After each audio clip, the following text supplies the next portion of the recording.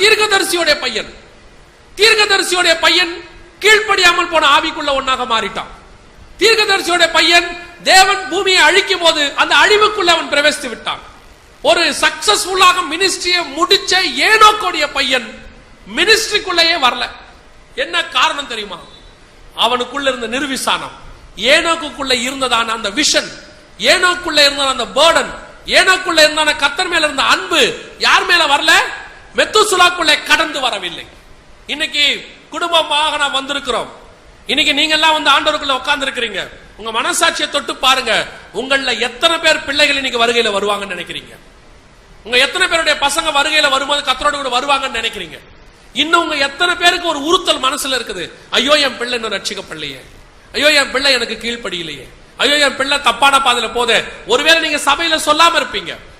நீங்க சொல்லணுங்கிறது அவசியமும் இல்லை எங்களுக்கு. உங்களுக்கு தெரியும் தானே, உங்களுக்கு தெரியும் தானே. இன்னைக்கு எத்தனை பேருடைய ஆவிக்குரிய பிள்ளைகள் கர்த்தருக்குள்ள இல்லைன்னு உங்களுக்கு தெரியும். நீங்க சபையில உட்கார்ந்து இருக்கிறீங்க, உங்களுக்கு தெரியும். எத்தனை பேருடைய பிள்ளைகள் வீட்டுல உட்கார்ந்து டிவி பார்த்துக்கிட்டு இருக்குன்னு தெரியும். உங்க பிள்ளை சினிமா பார்க்குதுன்னு உங்களுக்கு தெரியும். ஒரு பெரிய ஊழியக்காரர் ஒரு முறை என்னை அழைத்தார். நல்ல ஜப வீரன் அவரு. என்கிட்ட பேசிட்டு இருக்கும் போது, உங்ககிட்ட பேசணும் ஜெகன் அப்படின்னாரு. நான் வந்தேன், போய் அவரை பார்த்தேன். சொல்லுங்க சொன்னேன். அவர் சொன்னாரு, ஜெகன் நான் ஒரு உண்மையை சொல்றேன், என் பிள்ளை என் கையை விட்டு போயிருச்சுன்னார். என் பையன் என் கையை விட்டு போயிட்டான் அப்படின்னார். என்னென்ன சொல்றீங்கன்னு கேட்டேன். என் பிள்ளைக்கு நான் வந்து நல்ல ஃப்ரீடம் கொடுக்கணும்னு சொல்லி தனி ரூம் போட்டு ஏசி போட்டு கம்ப்யூட்டர்லாம் போட்டு அவன் நான் பட்ட கஷ்டம் என் பிள்ளை படக்கூடாதுன்னு சொல்லி எல்லா வசதியும் பண்ணி கொடுத்தேன். ஒரு நாள் அவன் வீட்டில் இல்லாத போது அவன் ரூமை கிளீன் பண்ணலாம்னு சொல்லி உள்ளே போனேன். உள்ளே போனா எல்லாம் அசுத்தமான சீடிக்கள், அசுத்தமான புத்தகங்கள். நான் என் பையனை கேட்டேன், என்னடா இப்படி இருக்கு எல்லாம் கேட்டேன். திருப்பி கேட்டானா, என் பர்மிஷன் இல்லாம என் ரூம்குள்ள உன்னை யார் வர சொன்னதுன்னு கேட்டான். அவர் சொன்னாரு, என் பிள்ளை என் கையை விட்டு போயிருச்சு. பிரியமானவர்களே, நல்லா கவனிங்க. இவ்வளவு நேரம் நீங்க என்ன செய்தி கேட்டீங்கன்றது ரொம்ப முக்கியம் இல்ல. இப்ப கவனிங்க. பைபிளை பொறுத்த வரைக்கும் பெரிய பெரிய ஊழியக்காரன் பிள்ளை எல்லாம் கெட்டு போச்சு. எனக்கு அது ரொம்ப, எனக்கு ஆண்டவர் கொடுத்திருக்கிற ஒரு காஷியஸை நான் வச்சிருக்கிறேன். ஒவ்வொரு நாளும் நான் ஆண்டவர் அறிவார். ஒவ்வொரு நாளும், இன்னைக்கு என் பையனுக்கு 7 வயசு தான், ஆனா ஒவ்வொரு நாளும் என் பையனுக்காக நான் ஜெபம் பண்ணுவேன். என்ன காரணம் தெரியுங்களா? ஏனோக்குடைய பையன் கீழ்ப்படியாமல் போன ஆவியில போயிட்டான்.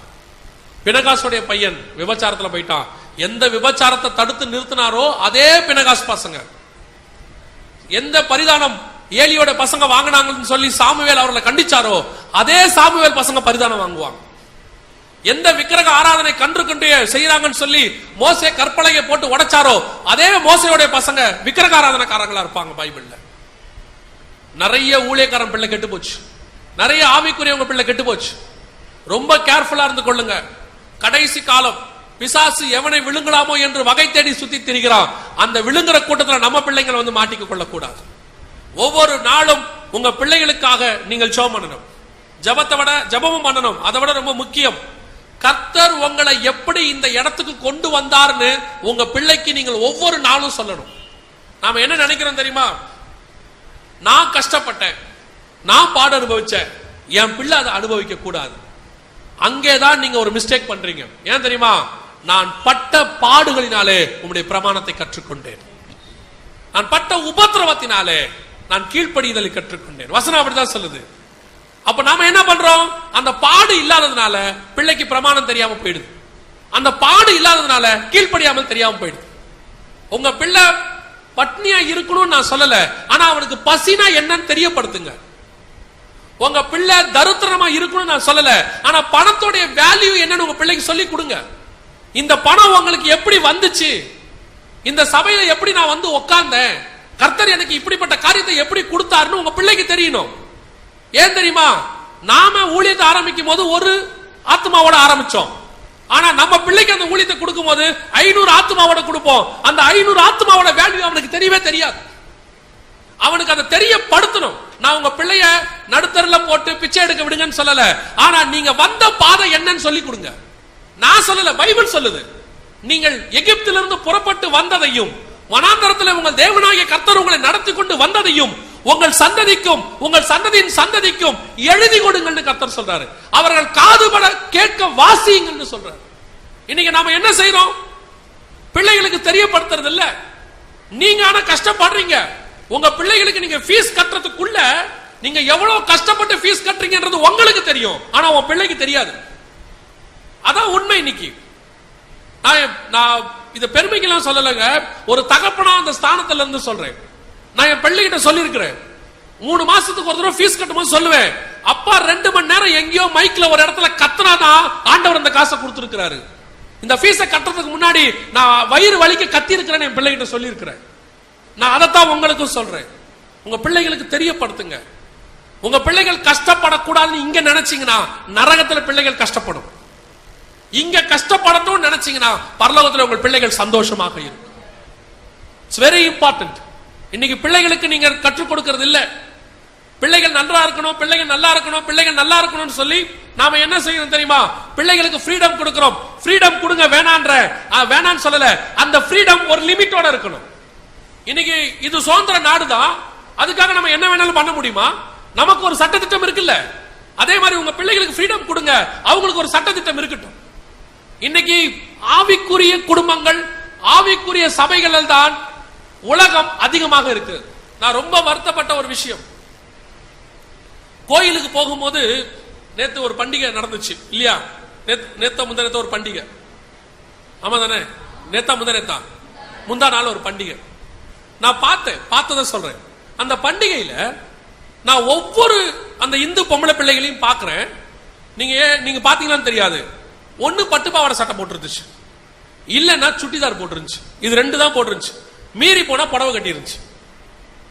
பண்டிகைன்னு வந்தா ஒரு கோயிலுக்கு போகும்போது அந்த பிள்ளைங்க எப்படி போகுது? ஒண்ணு பட்டு பாவாடை சட்டை போட்டு போகுது, இல்ல புடவை கட்டி போகுது, இல்ல நல்ல ஒரு சுடிதார் போட்டு போகுது. முஸ்லிம் பிள்ளைங்க வருஷத்துக்கு ஒரு தடவை தான் மாஸ்க்கு போகும், ஒரு தடவை தான் அலவுட். அந்த ஒரு தடவை போகும்போதும் முழு பர்தாவையும் ஃபுல்லா போட்டு மூடி தான் போகும். ஆனா நம்ம பிள்ளைங்க தேவனை ஆராதிக்க சபைக்கு வரும்போது சினிமாக்காரி போற அத்தனை ட்ரெஸ்ஸையும் போட்டுட்டு இங்க வருது. இது தேவனுடைய ஸ்தலம் இல்லையா? இது பரிசுத்த பூமி இல்லையா? இங்க தேவனை ஆராதிக்கிறோம் தானே, இங்க கர்த்தர் மகிமை இறங்குறார் தானே. ஒரு ஜீவன் இல்லாத தேவனை ஆராதிக்கிற அவங்களுக்கு எவ்வளவு உண்மை இருக்கணும், ஜீவன் உள்ள தேவனை ஆராதிக்கிற உங்களுக்கு எனக்கு எவ்வளவு உண்மை இருக்கணும், எவ்வளவு பரிசுத்தம் இருக்கணும். சினிமாக்காரி போன வாரம் என்ன ட்ரெஸ் போடுறாளோ பேப்பர்ல வருதோ அது இந்த வாரம் சபையில் இருக்குது. ஒரு சினிமாக்காரன் என்ன ஸ்டைல் பண்றானோ, முடி வெட்டுறானோ, அதை இந்த வாரம் பையன் வெட்டிட்டு முடி வெட்டுறான். அவன் ஒத்த கால்ல கொலுசு போட்டா இங்க இருக்கிற பொம்பளை பிள்ளைங்க ஒத்த கால்ல கொலுசு போடுது. ஒத்த கால் கொலுசு யார் போடுவா, யார் போடணும், அதை பத்தி ஏதாவது தெரியுமா? சங்க இலக்கியங்களை படிச்சு பாருங்க. ராஜாக்களுக்குன்னு சொல்லி தனிப்பட்ட முறையில விபச்சாரிகளை வச்சிருப்பாங்க, தேவதாசிகள் பேர் அவங்களுக்கு. அவங்க ரோட்ல வரும்போது, கடைக்கண்ணிக்கு வரும்போது மத்த ஆண்கள் அவங்கள விரும்பக்கூடாது. அது ராஜாவுக்கு உரிய பெண், ராஜாவுடைய தாசி, ராணி கிடையாது. சோ அந்த பெண்ணை வேறு பிரிக்கிறதுக்கு என்ன பண்ணுவாங்கன்னா, காலை பார்க்கணும், அதுல ஒத்த கால் கொலுசு இருந்தா அது ராஜாக்குன்னு தனிப்பட்ட பிரிக்கப்பட்ட விபச்சாரின்னு அர்த்தம். இன்னைக்கு சபையில பொம்பளை பிள்ளைங்க போட்டுக்கிட்டு வருது, கேட்டா ஸ்டைல்னு சொல்லுது. ஒத்த காதுல பையன் கம்மல் போட்டு வரான், கேட்டா அது ஸ்டைலுங்கிறான். அமெரிக்கால ரைட் ஹேண்ட் சைடுல ஒத்த காதுல கம்மல் போட்டா அவன் மேல் ப்ராஸ்டியூட்னு அர்த்தம், லெப்ட் ஹேண்ட் சைடுல ஒத்த காதுல கம்மல் போட்டா ஹோமோசெக்ஸ்னு அர்த்தம். அதை கண்டுபிடிக்கிறதுக்கு தான் அதை கொண்டு வந்தாங்க. அதை சினிமால பிசாசு சினிமா நடிகர் மூலமா இங்க கொண்டு வரோம். அது அவங்க கேட கட்டு போயிட்டோம். ஆனா திருச்சபைக்குள்ள நம்ம பிள்ளைங்க ஏன் அதை போடுது? நமக்கு ஏன் அந்த சுபாவம்? நமக்கு யார் அதை போதித்தது? வேதம் சொல்லுகிறது ரோமர் 8:29 குமாரனின் சாயலுக்கு ஒப்பாய் இருக்கும்படி உங்களை என்னையும் கர்த்தர் அழைத்திருக்கிறார். சினிமாக்காரனுடைய சாயலுக்கு இல்ல, உலகத்தின் ஒத்த சாயல் இல்ல. ரோமர் 12:2 நினைக்கிறேன், நீங்கள் உலகத்துக்கு ஒத்த வேஷம் தெரியாமல் இருக்குது. ரோமர் 12:2 நினைக்கிறேன், அப்படிதானே இருக்கு. வாசிங்க பாப்போம். நீங்கள் இந்த பிரபஞ்சத்திற்கு ஒத்த வேஷம் தெரியாமல் தேவனுடைய நன்மையும் பிரியமும் பரிபூரணவுமான சித்தம் இன்னதென்று பகுத்தறியத்தக்கதாக உங்கள் மனம்